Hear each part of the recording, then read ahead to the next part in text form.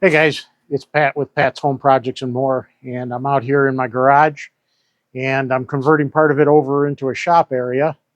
And I've been insulating and I'm just about getting wrapped up with it. And I thought, let me bring you guys along with it and show you what I've done.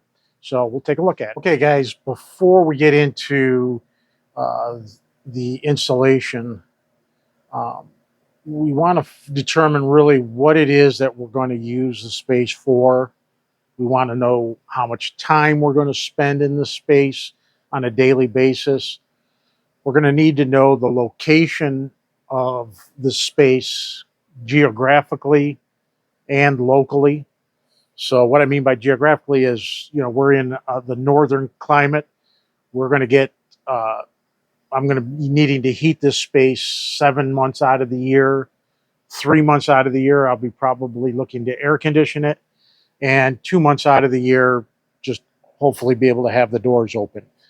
So this space will stay relatively cool during those 2 months.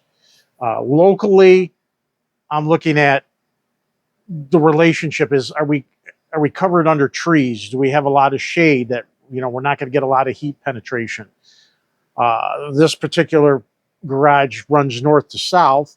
The shop's going to be on the northern end of it, so I'm not going to get so much heat coming in from the north side. I will get some from the side over here, but most of my heat is going to be coming in through the roof because the sun is going to go right over top, and I don't really have any trees providing any kind of shade. So that's where I'm at with it as far as geographically and locally.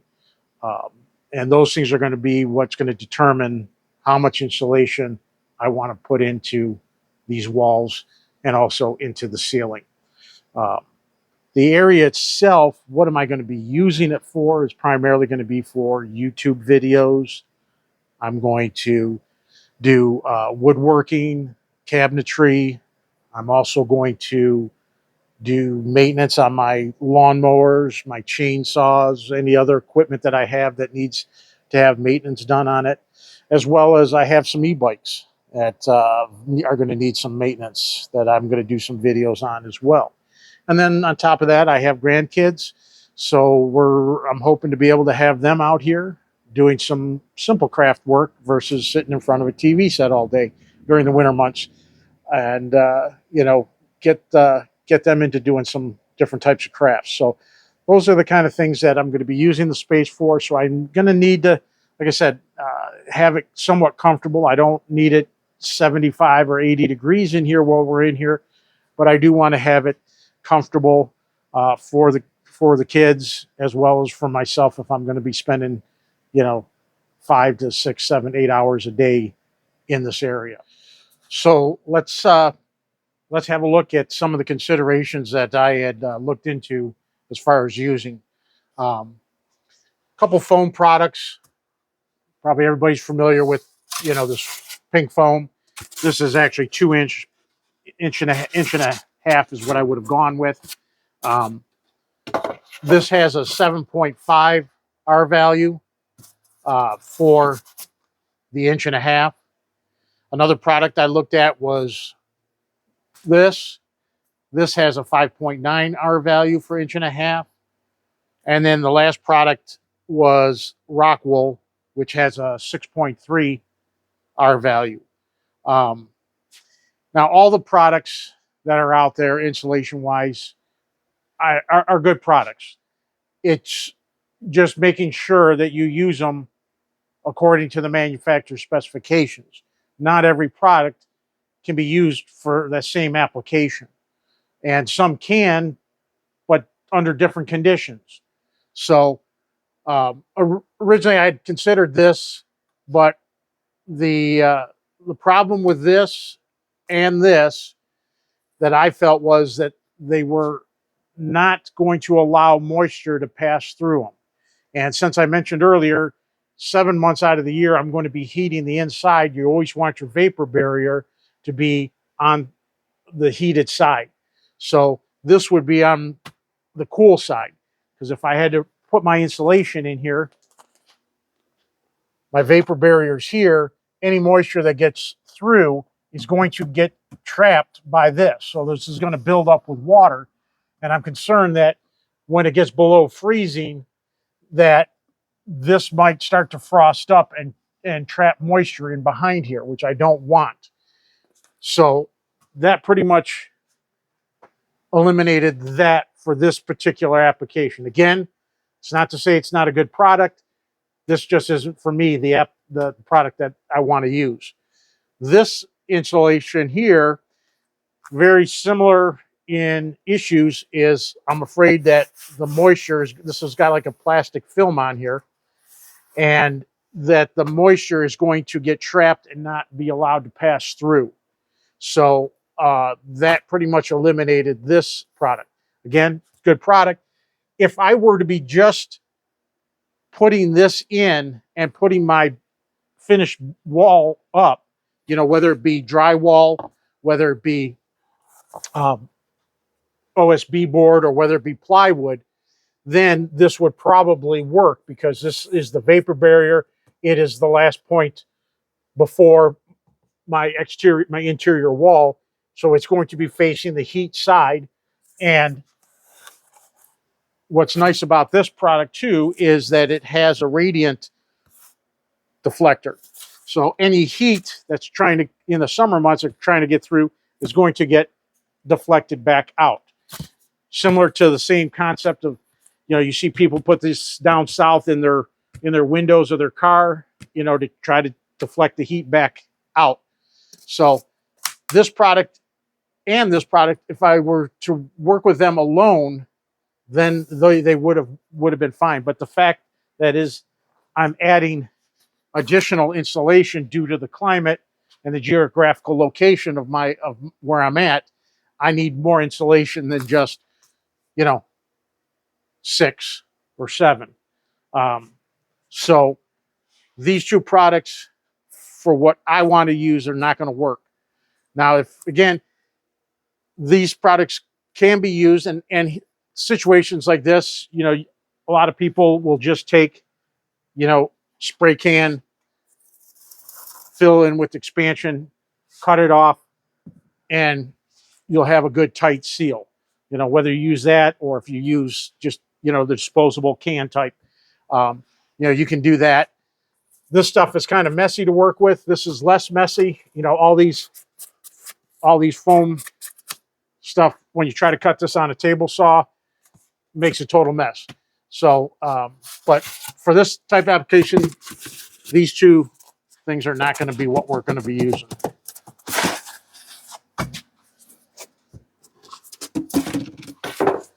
So that leaves us with the Rockwell. And I found that this is worked very well. The way to cut it, I'm going to go ahead and demonstrate it, the cutting process, and then the installation is very, very easy, and it's not messy. I'm not having to go back and fill in all the gaps with spray or anything like that. It's a really tight fit, so we can eliminate all of this for this type of application. All we have to do is get the measurements. Now, this is where it does get a little tricky, is because these purlins are not always perfectly straight. You know, they might be a little high there, a little low here. So your dimension could be a little bit different from one side to the other. So this is roughly 20 and 5/8 and 20 and a half light. So it's almost like a 1/4 of an inch difference. But I have found that with the Rockwell, even though it's very rigid, you know, this particular stuff is very rigid board. It will compress a little bit, and I have been able to work it, you know, make up for those differences in between the two purlins. So let's go ahead and get this piece cut, and we'll get it installed.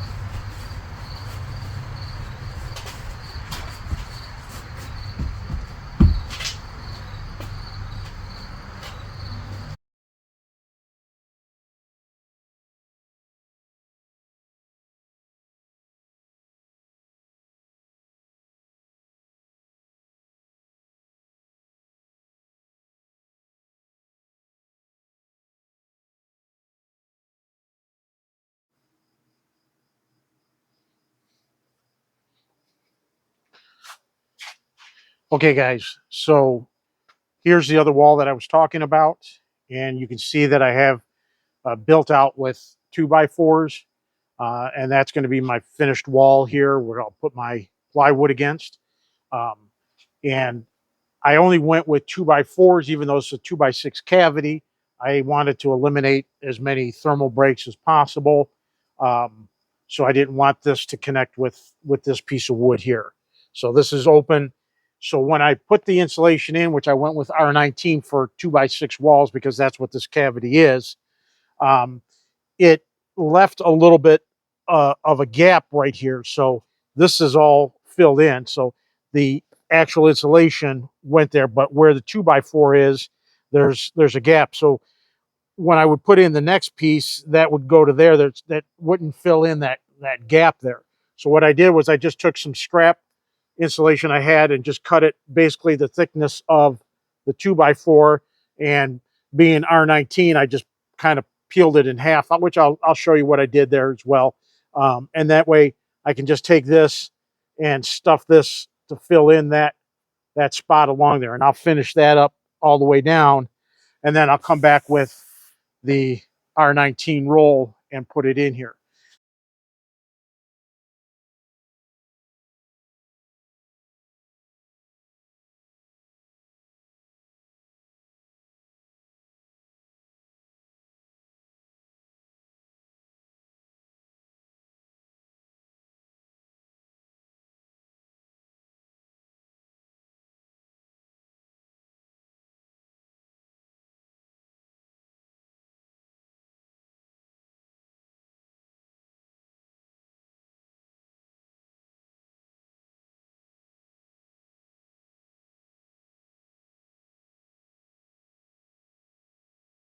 Now, some people are going to say, "Oh, why did you use all these 2x4s?" I could have done it, um, 24 inches on center and reduce the amount of 2x4s I had. Some people, would just put purlins on the inside and do it. I wanted to make sure I had adequate strength because I do plan on hanging a lot of stuff on the walls. So I wanted substantial strength in the wall itself, which this stuff here, if you push on it, these being on their sides, they flex a lot. So I added these in here also to give me the depth that I wanted for the insulation. So this is what it's looking like and how I'm closing this off. I got my pink insulation here, little filler, another pink insulation, filler, pink insulation, and get it all closed off. And this being my vapor barrier. Is it the best vapor barrier? No. Um, but I'm also concerned with, one of the other aspects of insulation and your house is, nowadays they want to make them like airtight, preventing airflow from going in and out. And that's why one of the reasons why I stayed away from going with a spray insulation, even though it's costly. One of the reasons why I didn't want to go with it was because uh, that I don't want the place to be airtight. Uh, in today's world, too many of our products have chemicals, stuff that we don't want to be breathing in, and it's in everything. So I don't want to keep that stuff all trapped in your house, or in this case in the shop. Now they also do make air diffusers that can bring in fresh air and stuff, and that just gets into a whole nother aspect. For the house, maybe. For my shop, I don't want to get into it that much. And the other factor too is if I was doing this 20 or 30 years ago, um, you're going to pay for it now or later. So you're either going to pay now for insulation, or you're going to pay later in electric or whatever fuel or cooling source that you're using. If you're going to use one, you're going to pay for it in the fuel costs. Uh, so I, if I was, like I said, if I was doing this 20 or 30 years ago, I might have considered that and put something in there to circulate the air. Um, but I'm I'm well past that point. So this is something that's just going to allow me to keep busy doing things for the next 10, 15, hopefully maybe 20 years. Um, but I don't think I could really recoup the cost of um, the spray and insulation uh, over that shorter period of time.